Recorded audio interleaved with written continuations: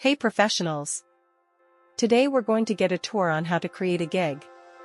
Click on the Create a Gig option on Profile section, which leads to the next page. The gig creation is divided into 8 sections: title, category, which lets you decide the form of gig, technologies, i.e. which fair work was used in the process and which can be chosen with the drop-down menu, price of your gig, a description of your gig which basically describes your work, search tags, which are the keywords which will help the clients find your gig easily with a maximum limit of 5 tags, gig image and gig type. Finally, after entering all the credentials, you are required to agree with the declaration. Following which, click on Create a Gig. And your gig has been successfully created.